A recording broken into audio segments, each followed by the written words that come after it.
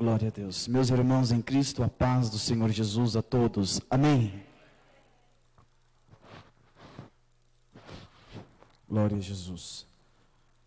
Convido os irmãos, aproveitando que estamos em pé, abramos o texto bíblico, abramos o texto sagrado, a segunda carta de Paulo aos Coríntios. Glória a Deus. Segunda carta de Paulo aos Coríntios, capítulo de número 12. Glória a Deus. Enquanto os irmãos acham, enalteço ao meu Deus pela oportunidade de mais uma vez poder ministrar e falar da sua palavra. E confesso que o meu coração está queimando por dentro. Aleluia. Recebemos aqui uma palavra de Deus no dia de ontem, no culto de ação de graças em comemoração aos 110 anos da Assembleia de Deus. E já por natureza, o menino assembleano, que tem sangue de Daniel Berg na veia, já estava muito feliz ontem pelo trabalho que aqui foi feito, e principalmente pela palavra que nos foi trazida aqui.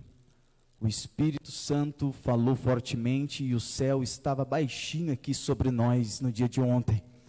E eu acredito que o mesmo poder e o mesmo Espírito também está aqui nessa noite sobre nós, sobre esta igreja. Glória a Deus.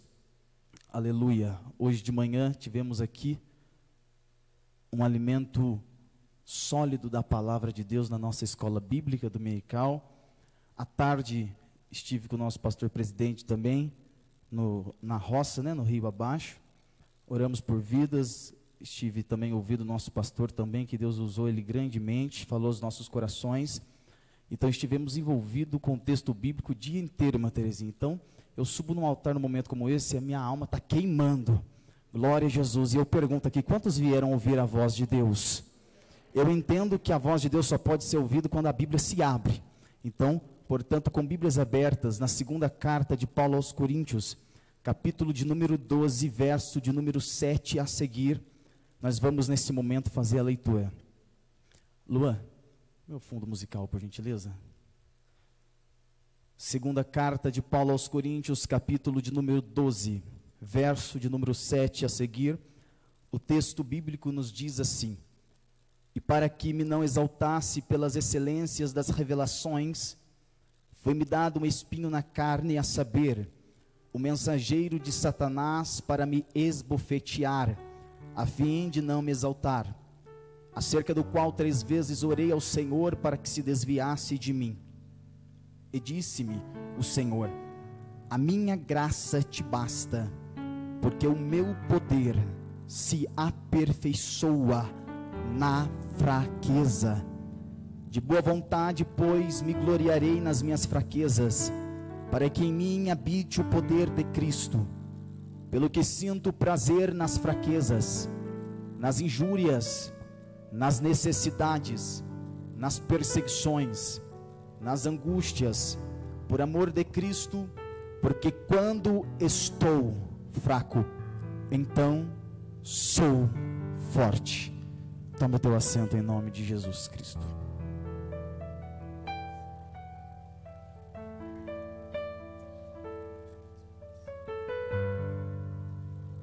Glória a Jesus. Amada igreja, noiva do Cordeiro, servos e servas de Deus, por mais uma vez me dou aqui ao desafio de falar da palavra de Deus e entrar na história que eu confesso que mais mexe no meu coração todas as vezes que folheio as páginas da Bíblia Sagrada. O menino que com 13, 14 anos já tinha lido de capa a capa esse texto bíblico, esta Bíblia Sagrada. Existe uma história em particular que sempre mexeu com a minha alma, irmão Saulo, que foi o ministério do grande apóstolo Paulo. Se tem uma coisa que mexe comigo todas as vezes, eu leio, eu estudo todos os profetas do Antigo Testamento, e é extraordinário ver e estudar a biografia de cada um deles. Mas quando eu vejo a biografia e a história do apóstolo Paulo, esses dias, assentado, estudando, uma lágrima correu pelo meu rosto ao ver, e ao analisar a maneira como este homem, servo de Deus, o apóstolo dos gentios, viveu e como a sua vida foi marcada.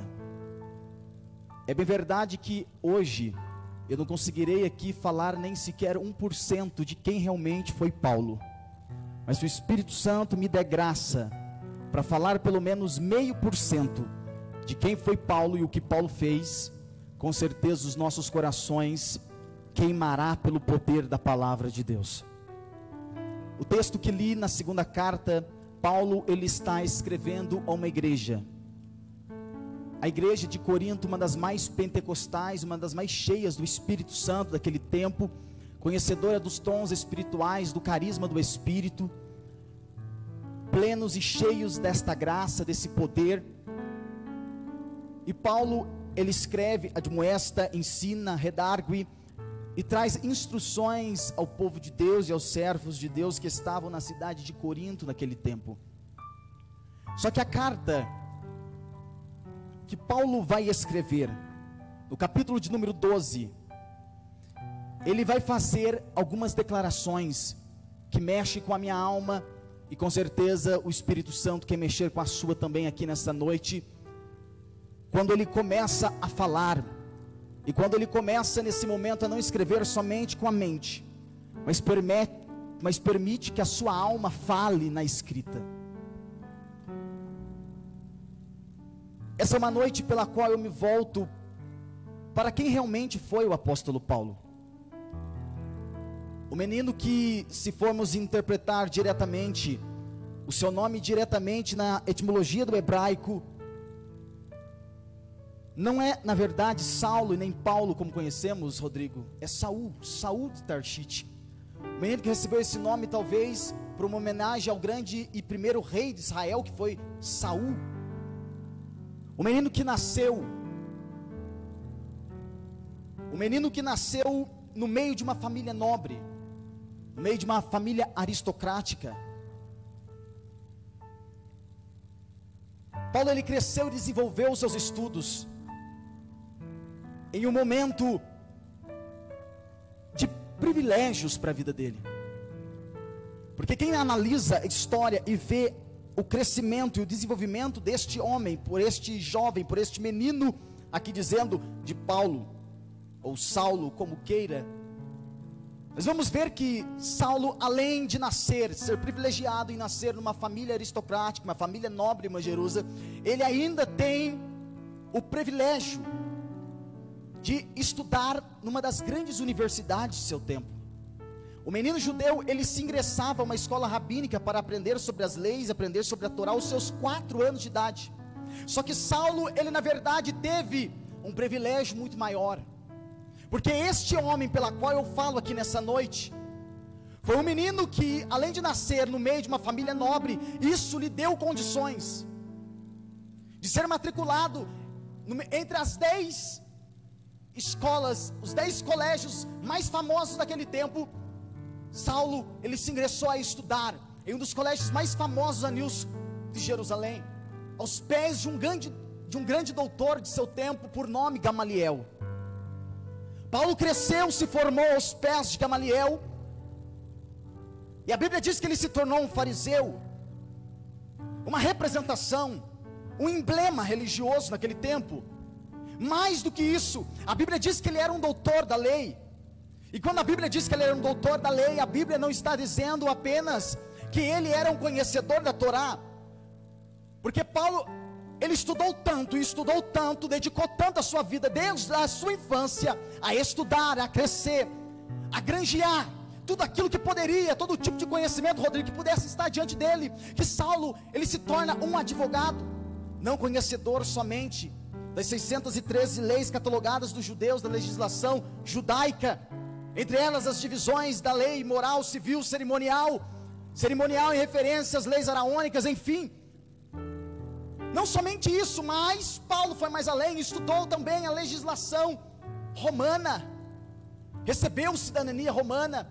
Entre os de seu tempo foi aquele que mais se desenvolveu, mais cresceu, e a Bíblia diz que ele excedia no judaísmo. As pessoas olhavam para ele e diziam: eis aí uma mente brilhante.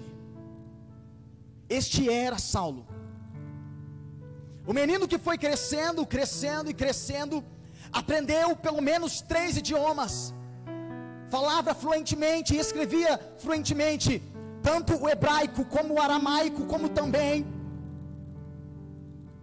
ele falava em grego. Um poliglota. Quem, se chegasse na casa de Saulo hoje, poderia ver, irmão Saulo, uma grande parede cheia de diplomas, porque o menino cresceu e quando passava nas ruas as pessoas tinham que bater continência. Realmente é alguém grande, é alguém que estudou, é alguém que sabe. Este é Saulo, que vai crescendo e vai desenvolvendo a sua vida. Esse menino, ele cresceu em um tempo, enquanto ele estudava, o ministério de Cristo estava se desenrolando, as curas estavam acontecendo. Enquanto isso, ele era apenas um menino. Só que o texto bíblico e a história bíblica, quem estuda a história sabe que quando Jesus sobe aos céus e diz aos seus discípulos, tanto em Lucas 24, verso 49, que diz: eis que sobre vós envio a promessa de meu Pai, ficai na cidade de Jerusalém, até que do alto sejais revestidos de poder, como também em Atos capítulo 1, versículo de número 6, e recebereis a virtude do Espírito Santo, que há de vir sobre vós, e ser-me-eis testemunhas, tanto em Jerusalém, como na Judéia, Samaria, até os confins da terra. Quando essas promessas foram feitas, os discípulos continuaram ali em Jerusalém, buscando a unção, e o revestimento, e a descida do Espírito sobre eles.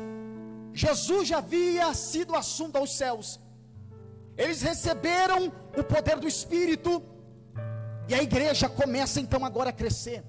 A pregação do Evangelho começa a se expandir de tal forma que começa a haver um abalo no sistema, no meio das áreas da sociedade.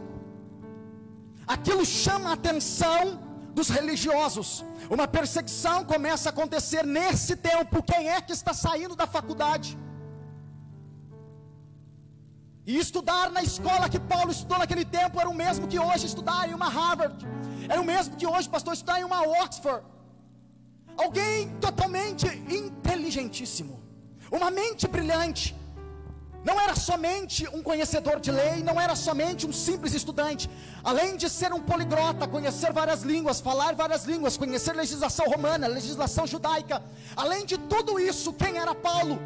Era alguém que conhecia o coração do conhecimento daquele tempo, conhecia a filosofia, conhecia a cultura, foi culturalizado dentro de uma visão helenística.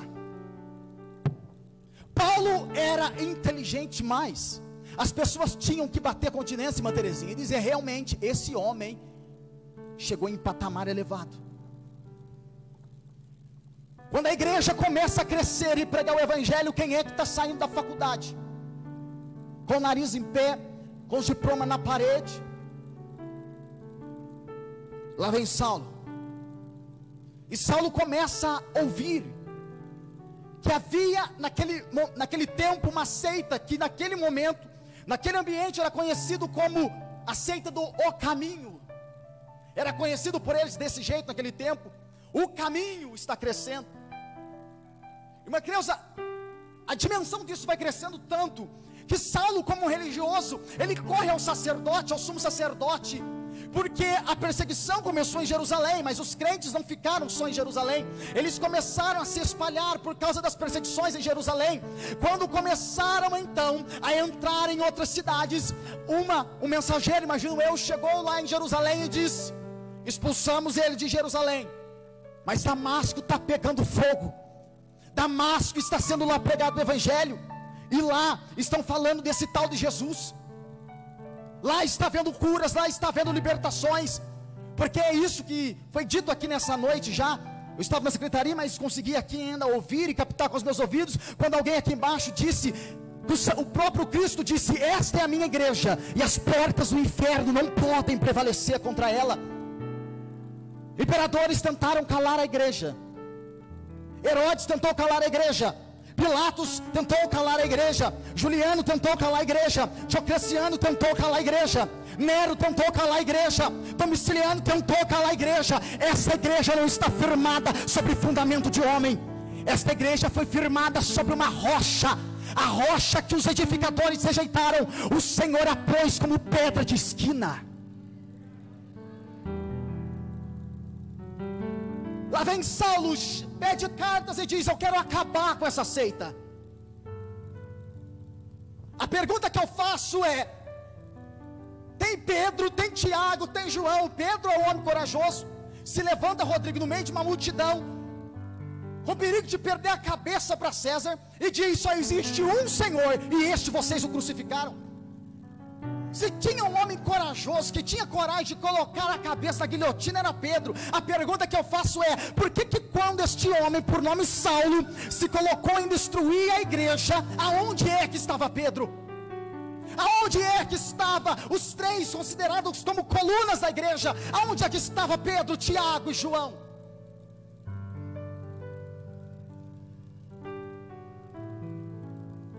Lá vem Saulo, pegou cartas de liberação para prender e até matar, e trazer cativos para Jerusalém. E Saulo, por mais uma vez, com arrogância, como uma grande besta fera, ele se levanta e diz: eu vou e vou destruir esse caminho. Se levanta um belo dia e vai em direção a Damasco. Só que antes, é aqui que eu acho interessante, antes dele ir para caminho de Damasco, ele participou de uma das mortes de um dos discípulos de Cristo, que só hoje eu já ouvi o pastor falando sobre ele 2 vezes, e meu coração queima, porque se tem alguém que eu amo ler e estudar, mesmo que a sua história esteja em apenas 2 capítulos da Bíblia, este é Estevão. Estevão estava sendo apedrejado por falar do poder do Evangelho, e enquanto ele estava sendo apedrejado, ele olhou para o céu, e ele não olhou para as pedras, porque quem olha para a pedra murmura, mas quem olha para o céu fala como Jesus fez: Pai, perdoa eles porque não sabem o que fazem. Juan rebate a crítica: não preciso.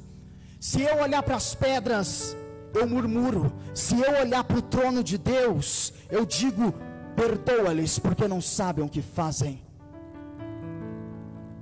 Estevão, debaixo da autoridade, ele olhou e disse: eis que vejo os céus abertos. Ia jogando pedras nele, ia apedrejando, sangue ia derramando, descendo, e o sangue de Estevão começou a se espalhar para o chão. Pegaram as vestes de Estevão e jogaram nos pés de um jovem que havia acabado de sair da faculdade. Quem era? Paulo.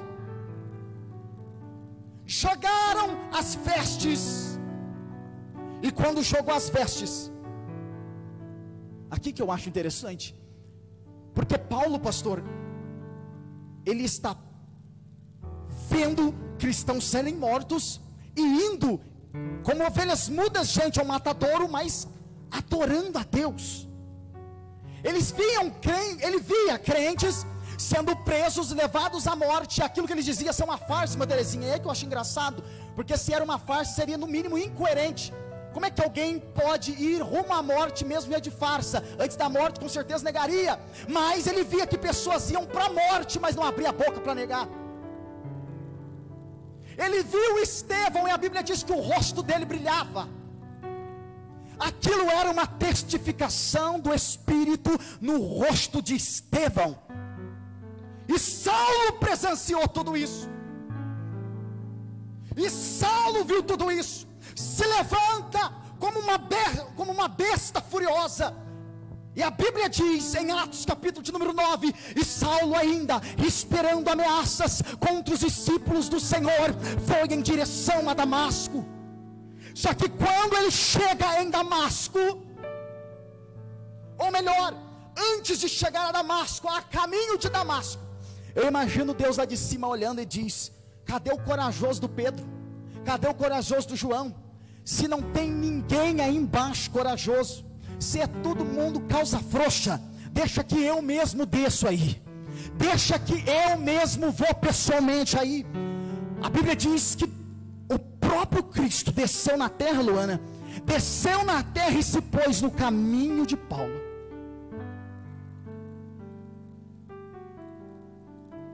se pôs no caminho de Paulo, e a luz da glória de Deus foi tão forte, que a Bíblia diz, não revela em Atos capítulo de número 9, mas revela em Atos capítulo número 22 e capítulo número 26, quando ele estava diante de Félix, ou Agripa, se não me falha a memória, que era, pastor, meio-dia, quando isso aconteceu. Meio-dia é quando o sol está na sua maior força no meio do sol, no meio do céu. Na maior força do sol, Anilson, a Bíblia diz que a luz de Cristo cercou de ponto que ele ficou cego. A luz que brilhou sobre Paulo foi uma luz mais forte do que o sol do meio-dia.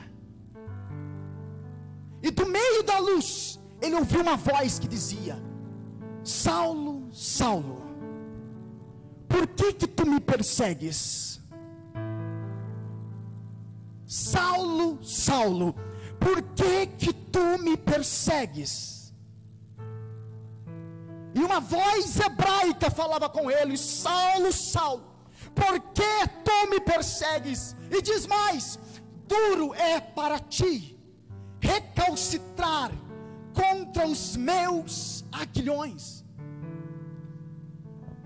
E aqui eu chamo a sua atenção, porque a Bíblia Sagrada diz que o próprio Cristo olhou para ele e disse: duro é para ti recalcitrar contra os meus aguilhões. Sabe o que é um aguilhão? É uma ferramenta usada para domar boi bravo, animal bravo, animal selvagem.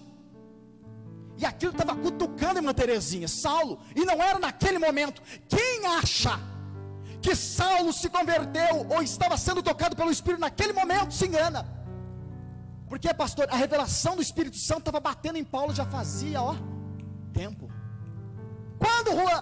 Quando Saulo levava as pessoas para a morte e elas iam glorificando a Deus, era uma maneira do Espírito dizer: Saulo, Saulo, eu estou te chamando. Quando pegaram as vestes de Estevão, ele consentiu na morte de Estevão, mesmo com seu rosto brilhando. Era o Espírito dizendo para Saulo: Saulo, Saulo, a minha graça está te fisgando. Quando chega em Atos 9, que ele cai no chão, é o Espírito Santo dizendo: chega, eu coloquei em você o meu anzol, e eu vou lhe trazer para mim. E eu abro um parênteses aqui para dizer uma palavra forte para o coração de alguém.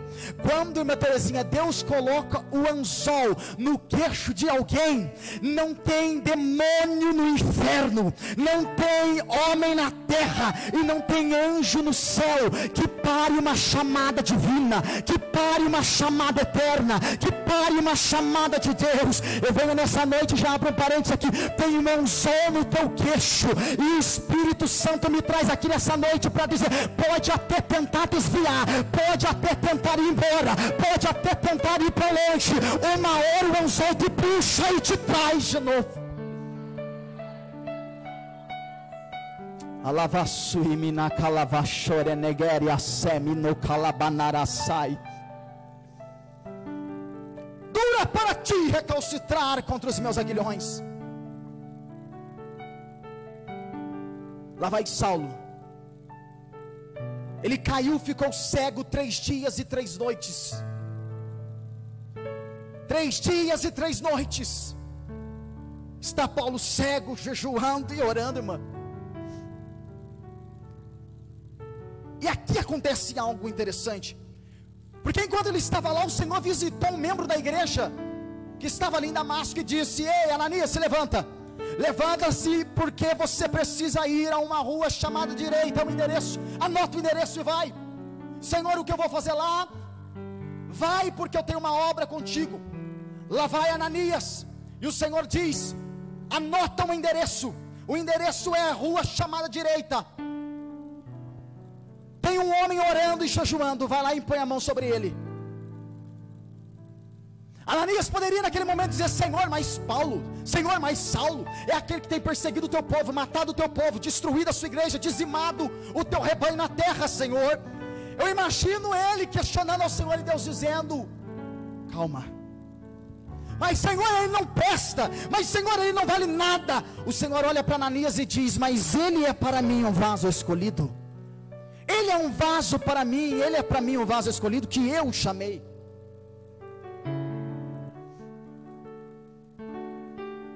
Lá vem Saulo, recebe a visita de Ananias, e dali começa o seu ministério, porque Deus o chama. Só que Saulo, ele enfrentou várias e várias coisas durante toda a sua vida. Eu acho interessante que, ao falar da pessoa de Saulo, ou falar da pessoa de Paulo, seria necessário aqui eu puxar todo o histórico dele, e falar para os irmãos, os grandes diplomas, irmão Saulo, que ele conquistou durante toda a sua vida. Quando ele se converte ao Senhor, ele entendeu. Saulo, ele entendeu o que Jesus disse em parábolas. Jesus disse, pastor Paulo, da seguinte maneira em parábolas: o reino de Deus é semelhante a um campo, a um homem que no campo acha grandes riquezas ali enterrado. Ele vai, vende tudo o que tem e compra aquele terreno. Por quê? Porque ele sabe que ali tem tesouro. Paulo, em Filipenses, ele escreve à igreja dizendo: eis que tudo que eu conquistei, todo o meu conhecimento, eu o tenho por perda. Rodrigo, eu tenho como esterco, como nada, como miséria, porque somente assim, abrindo mão de tudo, eu poderei abraçar a excelência da grandeza e da riqueza do reino de Deus. Era ele dizendo: eu encontrei profundidades de riquezas, uma profundidade que eu não posso abrir mão. Isso ele falou aos Filipenses, e depois confirmou quando escreveu à igreja que estava em Roma, no capítulo de número 11, quando ele, falando sobre os chambuzeiros bravos colocados na videira, o mistério da reconciliação, ele então abre a sua boca e já não consegue mais falar escrevendo ou com simples palavras. Então ele começa a louvar dizendo: ó profundidade das riquezas, tanto da sabedoria quanto do conhecimento de Deus, quão inescrutáveis são os seus caminhos, os teus caminhos são grandes. E quem foi que conheceu o intento de Deus? Uniu-se a voz do salmista no Salmo 139 para dizer: grandes as tuas obras, tão altas e tão maravilhosíssimas, que eu nem sequer as posso alcançar. A riqueza do reino de Deus é tão grande que Paulo dizia: eu preciso abrir mão de tudo para isso. Só que ele teve um custo, e teve um custo alto, porque Paulo abriu mão da sua vida, abriu mão dos seus diplomas. Quando ele se converteu, ele precisou voltar para sua casa. Quando voltou para sua casa, já não tinha mais o amparo da família. Antes de se converter, aonde ele chegava, batiam continência para ele, irmã Jerusa. Antes de se converter, aonde ele ia, ele era aclamado. Agora, depois que se converteu, se tornou um inimigo da sociedade. Aonde ele chegava, palavras de blasfêmias eram lançadas contra Paulo. Sabe o que ele teve que fazer? Um serviço muito simples daquele tempo: assentar no chão e começar a costurar a tenda para sobreviver. Foi para a igreja, mas a igreja de Jerusalém começou a dizer: Saulo aqui vai dar um problema grande para a gente. Porque imagina, pastor, um homem que conseguia ter um poder intelectual, um poder de retórica, um poder de oratória, acompanhado pelo poder da unção do Espírito na vida de Paulo. A Bíblia diz que os helenistas, influenciados pelos grandes conhecimentos daquele tempo, os gregos, não conseguiam convencer Paulo. Paulo torcia eles, quebrava os conhecimentos deles, e eles não conseguiam nem sequer rebater Paulo, de tanto conhecimento e graça. E agora, cheio do Espírito Santo, as perseguições começaram a ver, e disseram: Paulo, a poeira tem que abaixar, volta para Tarso. Eu não sei se você sabe, mas, minha criança, Paulo ficou contando os 3 anos que ele subiu para a Arábia, ficou em Damasco, veio para Jerusalém, foi para a Arábia, e depois voltou para Tarso, ficou ali em Tarso da Cilícia, até Barnabé, na sua viagem missionária, ir buscá-lo para levar para Antioquia da Síria. Ele ficou ali por aproximadamente 14 anos. Há quem diga que de 13 a 14 anos Paulo ficou, pastor, nesse silêncio, e tendo o coração dele queimava o sentimento missionário, querendo pregar, querendo evangelizar, querendo conquistar o mundo. Só que a igreja disse: fica aí, calma. Paulo, ele não teve muito tempo. Paulo, ele não teve muito tempo. Só que o restante do tempo que ele teve, ele aproveitou para evangelizar toda a Ásia.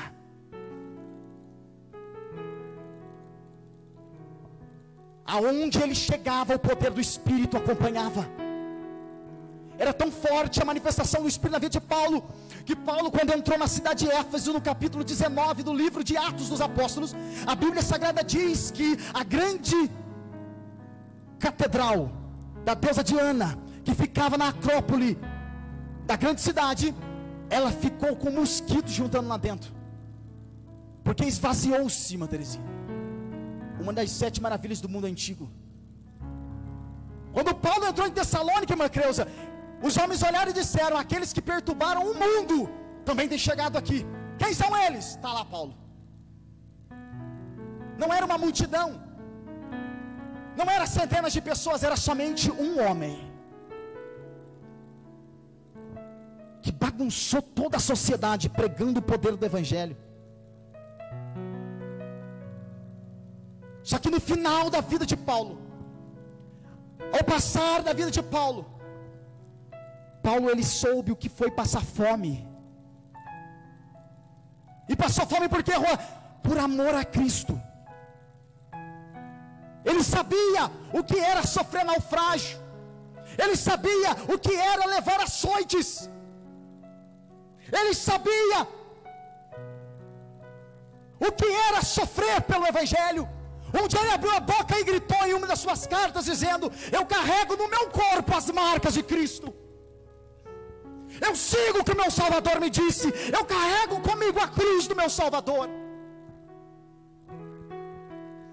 Sofreu, padeceu. E no capítulo 12 ele vai falar: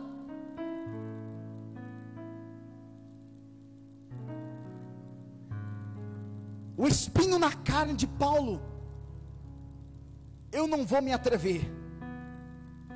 Tenho minhas considerações particulares, mas não vou me atrever. Tem teólogos atrás de mim aqui, eles podem explicar isso em outro momento, sala teológica, em culto de ensino. Mas existem várias questões que são colocadas aqui dentro do capítulo 12, de o que seria o espinho na carne de Paulo. Mas independente do que fosse, uma coisa eu sei: quando Paulo olhou para tudo que ele vivia, quando Paulo viu que ele perdeu, simplesmente perdeu não, ele rejeitou todos os seus diplomas, rejeitou toda a sua bela vida de comodidade, rejeitou tudo que esse mundo poderia dar para ele, por simplesmente amar a Cristo e abraçar as riquezas do Evangelho. Poliana, eu acho interessante a maneira como Paulo ele vai falar, porque ele diz que ele conhecia um homem, que se no corpo não sabe, se fora do corpo também não sabe. Foi arrebatado ao teu terceiro céu e viu coisas inefáveis que ao homem não era lícito contar. Só que para que ele não se gloriasse por aquelas exaltações, por aquelas revelações, foi-lhe dado um espinho na carne. E ele fala, eu não sei se de maneira literal ou se de maneira metafórica, mas Paulo ele diz: o mensageiro do diabo vinha, de Satanás vinha me esbofetear. Ele orou para o Senhor, ele clamou ao Senhor. Saulo viveu toda a sua vida, abandonou tudo, foi desprezado pela família, desprezado por tudo e por todos, sofreu perseguições, sofreu angústias por amor a Cristo. Um dia ele chegou perante o Senhor, como que dizendo: Senhor, eu não aguento mais. Senhor, me livra desse espinho na carne. O Senhor olhou para ele e disse: Saulo, Paulo, a minha graça te basta, porque o meu poder se aperfeiçoa na sua fraqueza. Eu venho aqui nessa noite transmitir uma palavra de Deus para o coração de alguém, e é endereço certo. Temos vivido um tempo, temos vivido momentos onde muitos têm se desanimado. As circunstâncias têm vindo sobre o povo de Deus, E muitos têm abaixado a cabeça. Muitos têm pensado, será mesmo que vale a pena? Uns desistiram, Rodrigo, como foi o caso de Demas, voltando, indo para Tessalônica. Larga a mão desse negócio de obra missionária, vamos ganhar a vida. Alguns voltaram, mas daí veio o Espírito Santo falar no coração de Paulo, e nessa noite falar ao seu coração: a minha graça te basta, porque o meu poder se aperfeiçoa na sua fraqueza. Eu venho aqui nessa noite, debaixo da autoridade de Deus, dizer para você: a graça basta para ti. Juan, cadê a palavra de vitória? Não tem. Juan, cadê a palavra de exaltação? Não tem. Juan, cadê a palavra de determinismo, de triunfalismo? Não tem. Nessa noite o meu Deus me traz aqui para dizer: a minha graça te basta, porque o poder dele se aperfeiçoa na sua fraqueza. Não abre mão das preciosidades do reino. Não abre mão daquilo que o mundo te oferece. Não abre mão da grandeza do evangelho. Não abre mão da profundeza, da imensidão, da profundidade, da distância e da grandeza da eternidade, daquilo que a eternidade tem para te oferecer.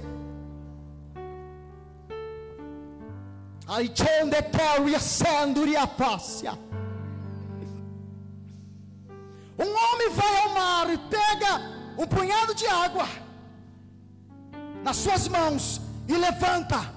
E quando levanta, ele percebe que as águas começam a escorrer pelos seus dedos. Sabe o que é isso? É a vida do ser humano. É um pouco de água perante um oceano. Um pouco de água na mão do ser humano se escorrendo, irmã Creuza, acabando com o tempo, em um momento de limites existenciais, porque o ser humano tem um limite existencial. Você não vai viver 300 anos, pode ficar tranquilo, vai morrer antes disso.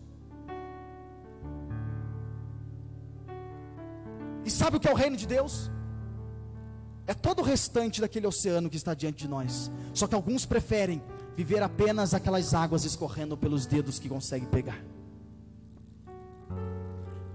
Eu encerro aqui, mas para falar para o coração de alguém. O Espírito me traz aqui pelo poder da palavra. Eu estou aqui outorgado, autorizado pelo poder da palavra para dizer para o coração de alguém: não para, a graça de Deus te basta. Não para, não desista, não retroceda, não volta. Pelo amor de Deus, não volta. Porque se você voltar, você vai perder a eternidade que tem diante de você. Paulo no ano 64 depois de Cristo, já preso em Roma, pronto para ser decapitado pelo imperador Nero, ele escreveu chorando, com lágrimas nos olhos, uma carta para Timóteo, dizendo: Timóteo, fica calmo. Ele escreveu assim: pastor, eu combati o bom combate, eu acabei a carreira, guardei a fé, a coroa está me esperando. Nero pode me colocar na guilhotina, o imperador Nero pode decepar minha cabeça, o imperador Nero pode me fazer lâmpada acesa no seu jardim, Nero pode fazer o que ele quiser, a minha coroa está no céu. Eu convido você a se colocar de pé em nome de Jesus. Raijane kalavasura managavassore managai. Tem alguém aqui nessa noite que ainda não entregou a sua vida para Jesus? Ou que um dia já esteve na casa de Deus e hoje não está mais? Eu convido você a vir aqui na frente, eu quero orar por você. Oh, eu tenho vergonha de ir na frente. Pecar não tem vergonha. Eu convido você a vir aqui na frente. Arai jonakalavasura manakalabandaravasore makai. Arai jonekere asemini kalavasuria. Ai chomando yasuini keri bioforia mandoria seribia. Aravasuria. Existe uma grandeza muito grande, pastor, que nós temos que alcançar, e nós vamos alcançar, e tudo isso é o reino de Deus. É muito mais além, vai muito mais além daquilo que você pensa, daquilo que você imagina que é cristianismo. Tem gente que senta aqui todo domingo e vai para o inferno? Vai. Mas vai no culto todo domingo, participa de escola bíblica dominical. Vai para o inferno também, tem gente que vai. Porque prefere abraçar o que o mundo tem. Mas a vida de Paulo vem aqui. Eu não tenho tempo para falar de Paulo, eu deveria aqui pelo menos ter umas 4, 5 horas. Mas eu não tenho esse tempo. Feche os teus olhos. Se você estiver no seu lugar e quiser vir aqui na frente, eu te convido. Eu vou orar pela sua vida nesse momento. E a sua oração é: Senhor, fortifica o meu coração, porque nessa noite eu entendi que a tua graça me basta, e o teu poder se aperfeiçoa na minha fraqueza. Pelo que sinto prazer nas fraquezas, nas injúrias, nas necessidades, nas perseguições, nas angústias, por amor de Cristo. Porque quando eu estou fraco, então eu sou forte. Porque quando estou fraco, então sou forte. Estar, Rodrigo, e ser, dois verbos diferentes. Estar é transitório. Estou fraco hoje, amanhã posso não estar. Eu tenho algo hoje, amanhã posso não ter. Estar é transitório. Hoje você pode dizer: Senhor, eu estou fraco.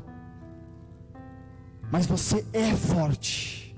Porque mesmo fraco, no reino de Deus, o que manda não é a força, é a resistência. Não é o quanto você consegue bater, mas é o quanto você consegue resistir.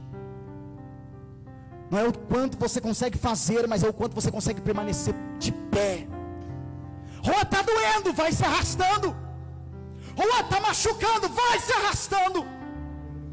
Mas eu não consigo, é maior do que eu, vai se arrastando. Mas pelo amor de Deus, nós não vamos deixar irmãos nossos ser carregados por amalequitas. Amalequitas está vindo atrás, pastor Samuel, para ver o grupo se dispersar, ficar em poucas pessoas, perder a força para matar. A gente não vai deixar irmão para trás. Nesta noite o Espírito Santo me traz para dizer: a minha graça te basta, a minha graça te basta. Vem andando, está doendo, vem andando, mas está machucando, vem andando, está chorando, vem andando, mas eu estou se arrastando, vem se arrastando, mas vem. Arai de Nakavassura, Senhor, eu oro nessa noite, Pai, porque sei a dimensão da tua palavra. Conheço muito bem, Senhor, o Deus pela qual eu tenho crido, e o Deus pela qual eu prego por onde quer que eu ande. Em uma tribuna como esta, ou pelas ruas, dentro de uma biqueira, ou dentro de uma penitenciária, eu sei, eu conheço, ó Pai, o Deus pela qual eu prego aqui nessa noite. Senhor, é por isso que debaixo desta autoridade, da autoridade da sua palavra, debaixo da comunhão do teu Espírito Santo, eu clamo sobre a vida dos meus irmãos que aqui estão. Senhor, meu Deus, nessa noite vem com bálsamo de Gileade. Senhor, venha nessa noite, Senhor, meu Deus, suas machucaduras estão abertas, não cicatrizou ainda, Senhor, mas a tua graça nos basta. Senhor, meu Deus, quantas pessoas, Senhor, pensou até em desviar, quantas pessoas, Senhor, até pensou em parar, desviar, abandonar, eu não vou mais. Quantos, Senhor, até disseram: eu não quero mais, eu não quero mais trabalhar, eu não quero mais fazer. Senhor, quantos pensaram em abandonar o barco, Senhor? Quantos ministros teus pensaram: chega, Senhor, a tua graça nos basta, o teu poder é sobre nós.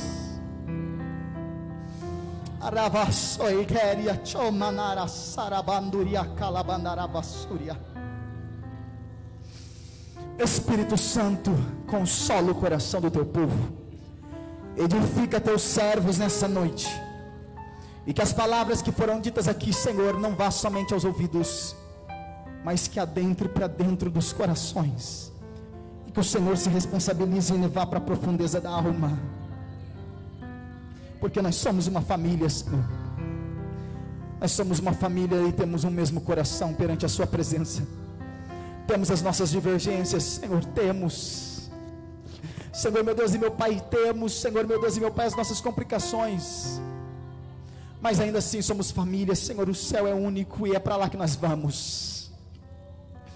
Edifica, consola, fortalece e unifica o teu povo, Senhor. Recebi um novo coração do Pai.